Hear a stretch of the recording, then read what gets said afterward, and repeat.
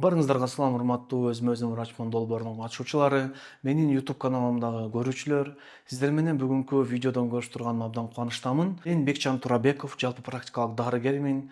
500 миңден ашуун адам менин түрдүү чыгарган медициналык маалыматтарымды көрүп, угуп, өздөрүнүн медициналык сабаттуулугун жакшыртып келүүдө. Азыркы учурда ушул кыргыз элибиздин ден соолугун жакшыртуу максатта ар бир жараныбыз өз ден соолугуна өзү жоопкерчилик алсын деп, өзүмө өзүм врачмын аттуу долбоорду негиздеп, азыркы учурда элибиздин сабаттуулугун жакшыртуу менен алектенип жатам.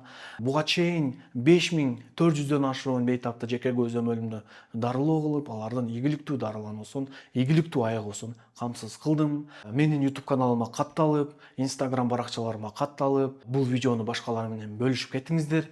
Бул видеодо сиздер менен ушул өзүмө өзүм врачмын долбоорунун катышуучулары менен жүргүзүлгөн түз эфирди бөлүшмөкчүмүн. Барыңыздарга ийгилик жана жагымдуу көрүүнү каалайм. Саламатсызбы? Саламатчылык. Мен кичинекей балам бар. 1 жаш 11 айга карадык уже. Мама деп, апа же папа деп да сүйлөйдүк да, мындай жанына отуруп сүйлөгөндө мындай кишини карабай, чалкалап, ойноп ушинте берет да, внимание жок.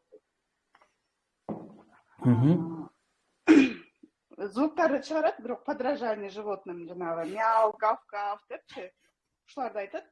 Анан үйдө тамак жегенде жана өйдө айтып кетти го бир байкечи, өзүнүн баласы. Точно ошондой тамакты подбирать этет, консистенциясына карайт, өңү түсүнө карайт. Анан кашык менен оозуна салып жиберсем, полностью түкүрүп, окшуп, чыгарып туруп, анан кийин карайт, эмнени салды, бул эмне экен, баарын сыгып, мыкчып көрөт.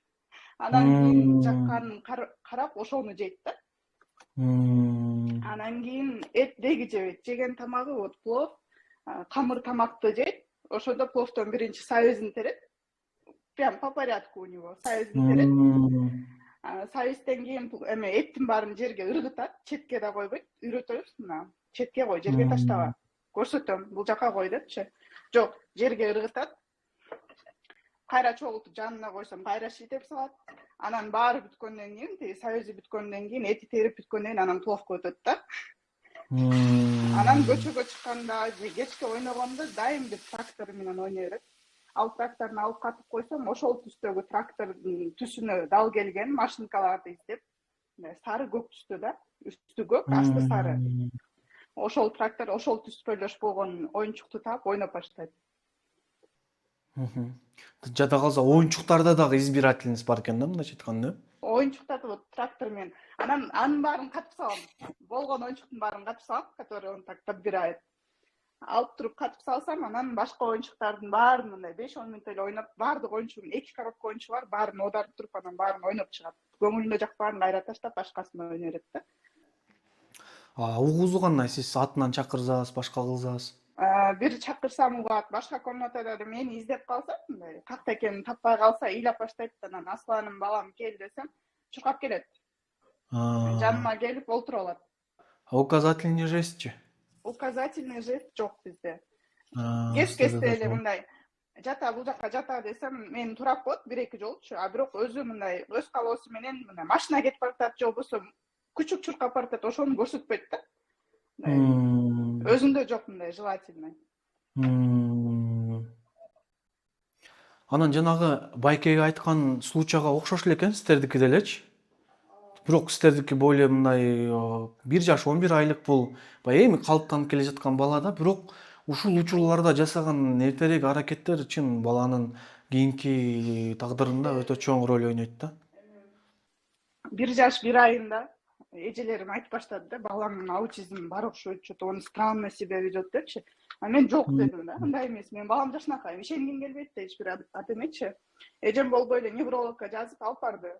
Невролог да карап, абсолютно здоровый ребенок, не мешается, эч нерсеге тийишпей келе деп. А эжемдердин эме коркуусу ал кечке олтуруп эле жана машинаны, кичинекей машинаны айдап ойночу эмес, ал 1 жаш 1 айында, 11 айында басып баштаган. 1 жаш 1 айында баардык оюнчуктарга жетчү да, кармапчы. Анан кийин машинаны колуна алганда, ал тескери машинаны оодарып алып туруп, дөңгөлөгүн кечке айлантып олтуруп берчү. Анан спиннер таап алса, менин жаныма көтөрүп келип, мени карматып, анан мен кармап турчумун, ал айлантчу да, бүтүнчү. Анан ушул туура эмес, что-то аутизм деди. Анан неврологко алып барсак, частный клиникага алып барганбыз, үй жактагы. Ал абсолютно здоровый ребенок, не мешайте ребенку развиваться деп койгон да.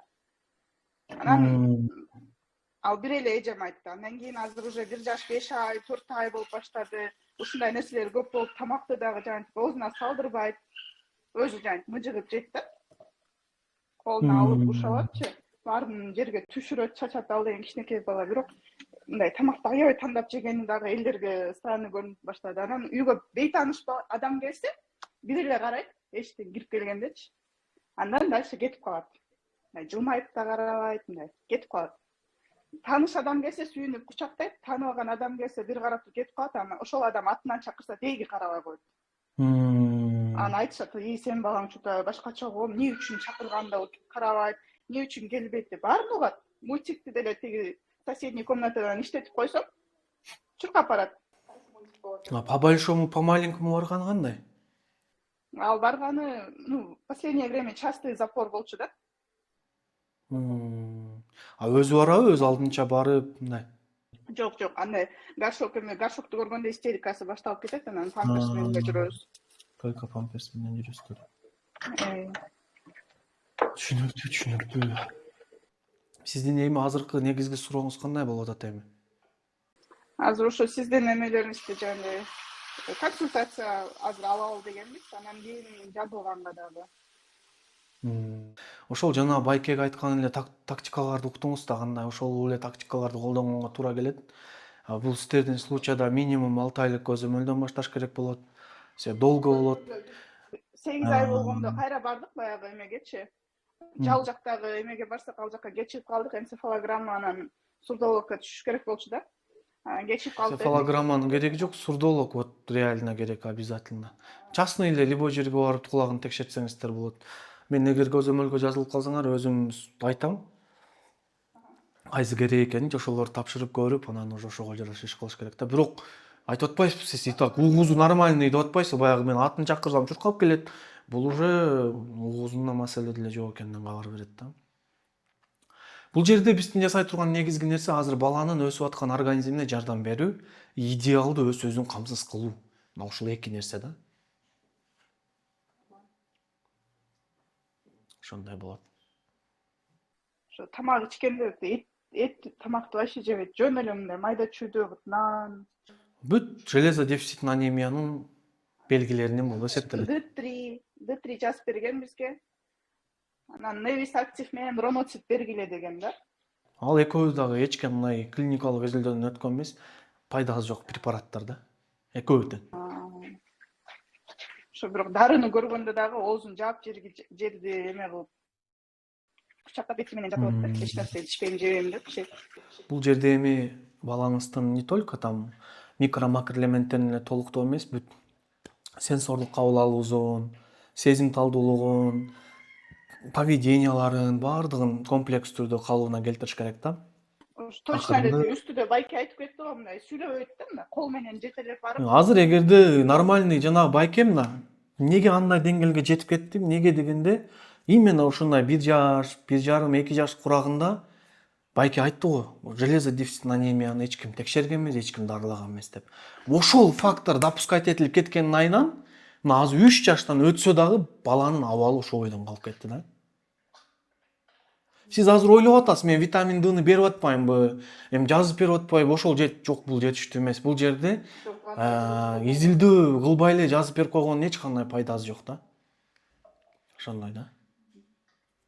Ошон үчүн сиздер азыр өтө бир критический бир времяда турасыздар, бул учурду пайдаланып калыш керек да.